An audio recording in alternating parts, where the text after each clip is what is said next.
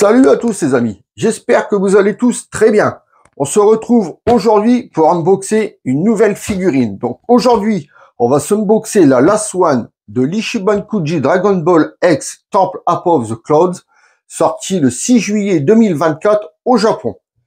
Donc, sans perdre plus de temps, on se penche sur la boîte. Alors, sur le devant de la boîte, on retrouve Ichiban Kuji, la licence Dragon Ball Master Life Plus.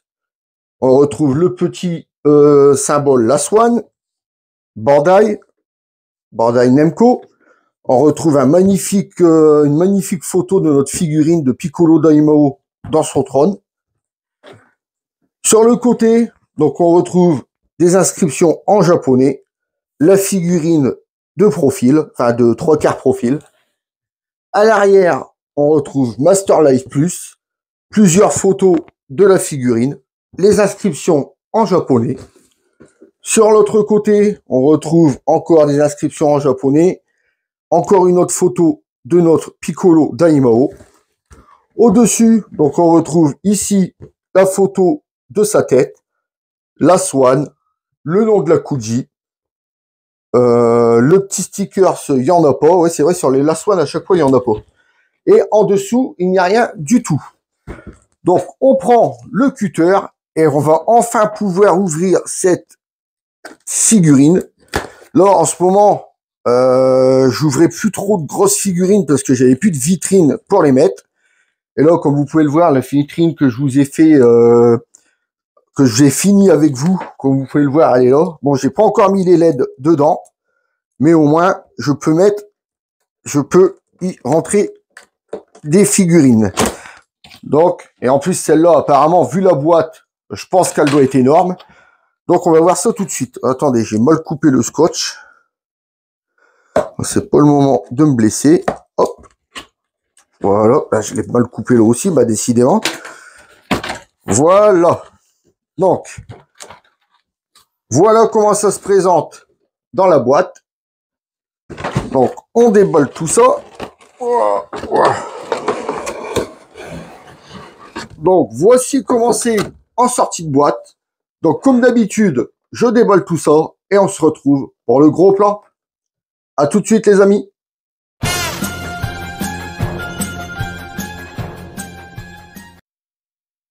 Et voilà, les amis, on se retrouve pour le gros plan. Donc, comme vous pouvez le voir, elle est en 1 et 2 parties. Donc, il y a le trône et la figurine.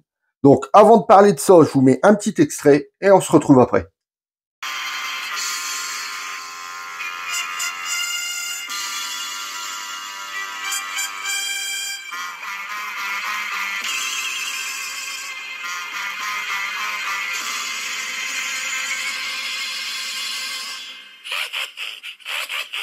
Bonjour, mon cher Satan, là, comment allez-vous aujourd'hui? Regardez, je pensais à vous apporter un illustré très divertissant au cas où vous ennuyeriez. Rendez-vous. Oh non, mais elle est folle! Quel sens de l'humour! Allez vite, dépêchez-vous de ranger ça! Quelle bonne idée, vous ne trouvez pas?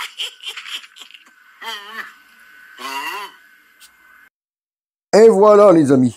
Donc alors, on va parler de cette magnifique figurine. Alors déjà, rien qu'à voir, là, franchement, elle est magnifique. Donc, on va parler déjà du Piccolo Daimao. Donc, le trône, on va le mettre de côté. Et on va parler de la figurine en premier. Alors, on y va. Alors, comme vous pouvez le voir, le visage, franchement, on retrouve bien le vieux Piccolo Daimao. Vous voyez bien, on retrouve bien ses rides. Sa gueule là, qui tombe, ses yeux malfaisants. Là, ses rides aussi qu'il y a le long de sa bouche. Franchement, on retrouve bien notre Piccolo Daimao. Ici, le gros crâne qui se fait en forme d'œuf. Pareil, on le retrouve bien. Magnifique. Les belles rides tous les côtés. Franchement, magnifique. Ensuite, les effets, alors les nuances de couleurs. Donc, sur la tête, il n'y a pas trop de nuances de couleurs, comme vous pouvez le voir. Après, ça dérange pas tant que ça. Ça nous fait un vert foncé. Après, ça dérange pas trop que ça sur la tête qui en est pas. Ensuite, sur ses bras. Donc là, sur ses bras, on retrouve bien la couleur marron ici. Donc ouais, ça fait un marron beige. Le rouge enfin plutôt ouais, le grenat qui est ici autour du marron pour délimiter le vert et le marron. Ici, pareil, le marron comme sur son épaule, le vert avec tous les stries qu'il a sur la peau, comme on le connaît.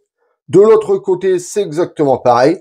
On retrouve le vert avec tous les stries, le marron avec le rouge, on va dire rouge grenat. Ici, on va appeler ça ses bracelets, rouge, pareil. Donc toujours pas de nuance de couleur sur les bras. Ensuite, sur son habit. Donc sur son habit, on retrouve le violet, sans nuance de couleur non plus. Ici, on retrouve le Bokenji. Donc c'est pas sculpté, c'est peint dessus. Il n'y a rien de sculpté, vous voyez, ça ne dépasse pas. C'est juste peint dessus. Donc ça, j'ai peur, c'est que ça s'en aille au fil du temps. Ici, donc, surtout, c'est malheureux, sur tous les pliures, ils auraient dû nous faire des belles nuances de couleurs. Franchement, ça aurait fait ressortir la figurine. C'est malheureux, ils ne l'ont pas fait. Les mains, on n'en a pas parlé. Donc, les mains, regardez, on retrouve bien les griffes bien pointues. Les doigts, ça ne fait pas du tout poter, vous voyez. Les doigts, ça ne fait pas du tout poter. De l'autre côté, c'est pareil, si on peut le voir. Non, non, les mains, tout ça, sont bien réussis. Donc ensuite, sur la robe, on disait un peu de nuance de couleur dessus. Les chaussures. Donc les chaussures, on arrive sur un marron simple, pareil, sans nuance de couleur. De l'autre côté, ici, il y a vraiment une petite nuance de couleur un petit peu plus foncée. Mais c'est vraiment, ou alors c'est mes yeux, je sais pas, parce que ça me semble bizarre qu'ils en aient mis juste une là. Ici, on retrouve ses jambes à l'intérieur. Vous voyez, là, son habit ne tombe pas jusqu'en bas, donc on retrouve encore ses jambes là à l'intérieur. Donc ça nous fait le marron, le rouge, le vert avec les stries. De l'autre côté, c'est exactement pareil, vous voyez. On retrouve bien le vert avec les stries, le rouge et le marron. Donc ici, sa cape. Alors sa cape de devant, ça nous fait un rouge, pareil, avec les belles pliures, mais pas de nuance de couleur. Donc ici, par contre, là, il va avoir à dire. Parce que là, donc, ça nous fait le rouge, des nuances de couleur ici. Ah, ils ont fait des nuances de couleur à l'arrière, mais ils en ont pas fait à l'avant. Rien à y comprendre. Ensuite, il y a ici. Alors là, franchement, ça fait vraiment dégueulasse.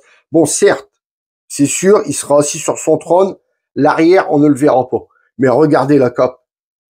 Ça vous donne quoi comme... Moi, franchement, aussitôt que je l'ai vu, je me suis dit, ça ressemblait à un chewing-gum écrasé. Et du plastique fondu, on dirait, en fait. On dirait qu'ils ont fondu le plastique, et ils ont assis la figurine comme ça dessus, et ils lui ont donné sa forme comme ça. Après, je suis peut-être chier, hein, parce que c'est sûr que ça se verra pas, c'est derrière, c'est sur le trône, mais enfin bon, franchement, ça fait vraiment dégueulasse. Puis je vous dis, regardez, là, il y a des nuances de couleurs, ils ont fait des belles nuances de couleurs dans les plis, alors que ça va être le long du trône, on ne le verra même pas. Et devant, il y en a pas. Après, la figurine, c'est sûr, hein, vous la regardez, regardez. Même sans nuance de couleur, franchement, elle est magnifique. Mais je vois pas pourquoi ils vont en faire à l'arrière, alors qu'on ne le verra pas, et que devant, ben, ils en ont pas fait du tout. Enfin bon, on va passer à son trône. Et là, franchement, je m'attendais pas à avoir une maquette comme ça. Franchement, le trône est immense. Je vous prendrai les mesures tout à l'heure, mais franchement, c'est vraiment une maquette. Donc, on va commencer par en haut. Alors, la première tête de mort. Donc, comme vous pouvez le voir, donc ça nous fait un blanc avec des beaux effets bleutés dessus. Franchement, magnifique les nuances de couleurs dessus. Donc, ça nous fait la tête de mort avec les dents ici qui descendent. Là, à l'intérieur, c'est creusé. Il y a de la peinture noire dedans. Le nez, pareil, c'est creusé. Il y a de la peinture noire dedans. Donc là, vous pouvez le voir. Des belles nuances bleutées. Sur les cornes là, c'est pareil. Ça nous fait un blanc avec des magnifiques nuances bleutées dessus. Ici, pareil. Tout le siège. Donc, de toute façon, tout le siège, il y a des belles nuances. Vous voyez, à chaque, comment on va appeler ça, à chaque pli, il y a des nuances bleutées dessus. Et franchement, c'est magnifique. Le bas, c'est exactement pareil. Vous voyez, là, on les voit vachement bien. Ça ressort vraiment. Et franchement, il est magnifique. Donc, le vert. Par contre, le vert, l'assise, il n'y a pas de nuance de couleur dessus. C'est un vert simple. Les repose-coudes, c'est pareil. C'est un vert simple. Et l'assise, c'est le même. Ensuite, à l'arrière, regardez-moi ça, à l'arrière de ce trône. Là, on retrouve le blanc avec de l'effet bleuté à chaque coin. La tête, pareil, les cornes, ça nous fait un bel effet bleuté ici. Vous voyez? Là, on le voit bien, l'effet, les nuances. Franchement, les nuances qu'ils ont fait sur le trône. Vous voyez sur le côté comment ça ressort? Et franchement, le trône est vraiment magnifique. Bientôt, il n'y aurait pas de figurine dessus, je m'en foutrais. J'exposerais le trône juste tout seul, que ça me suffirait. Quoi. Enfin, j'abuse peut-être. Hein, ils auraient sorti un trône comme ça sans Piccolo Daimao, j'aurais gueulé, j'aurais dit merde. Ils auraient pu faire la figurine. Mais je veux dire que le trône est tellement beau. Vous voyez ici, il n'y a pas de nuance de couleur. Alors, dans un sens, on s'en fout ici, vu que c'est en bas. Et là, on voit bien les nuances de couleurs qu'ils ont fait comparé au blanc. Ils aussi nous auraient fait un blanc comme ça aurait fait dégueulasse. Là, franchement, il est magnifique. Donc, on va la poser de face. Donc, je vais pas vous dire est-ce qu'elle tient debout toute seule parce que forcément, il n'y a pas de socle. Ici, c'est plat. Le Piccolo Daimao vient s'asseoir ici. Donc, forcément, il tient debout tout seul. Donc, déjà, on va le mettre dedans. Donc, voilà comment il est sur son trône. Donc, tout de suite, on va le mettre de face et on va regarder tout ça. Allez, les amis, voyons cette figurine, ce qu'elle donne de face.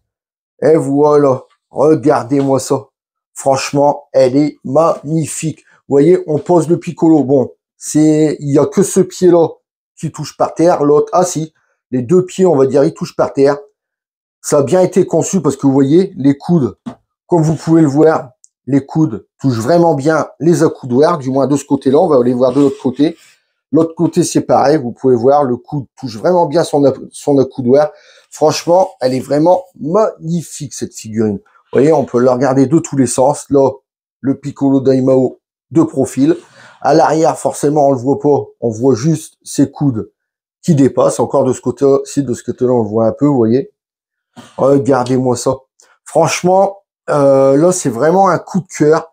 Je serais vraiment très surpris que cette figurine-là ne soit pas dans mon top 10 en fin d'année.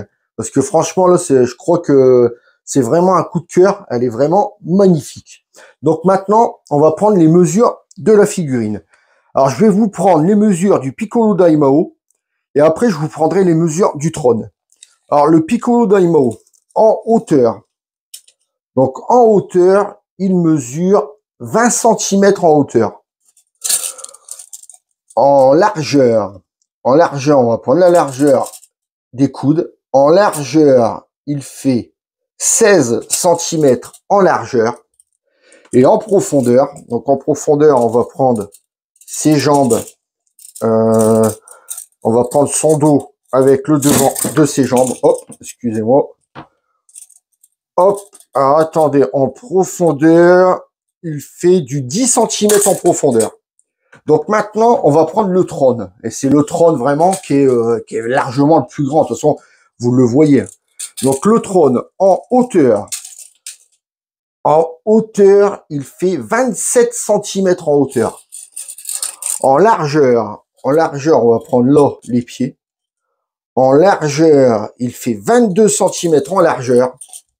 Et en profondeur, ah oui, je vous ai pas menti, hein, le trône, c'est une maquette. Hein. En profondeur, il mesure 21 cm en profondeur. Donc voilà les mesures du Piccolo Daimao et du trône. Franchement, c'est vraiment une très très belle pièce. Donc tout de suite les amis, on se retrouve pour la conclusion. Allez, à tout de suite.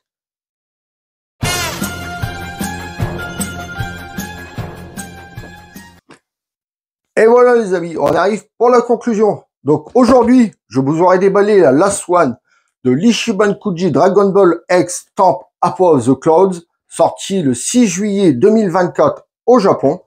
Donc maintenant que je vous ai donné mon avis, à vous de vous faire le vôtre.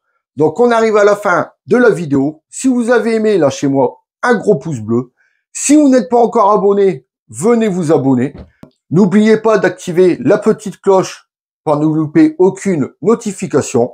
Vous pouvez aussi me retrouver sur Instagram, TikTok et Twitch. Tous les liens sont en description. Sur ce, je vous laisse en compagnie du box et je vous dis à très bientôt pour une prochaine vidéo. Salut à tous les amis.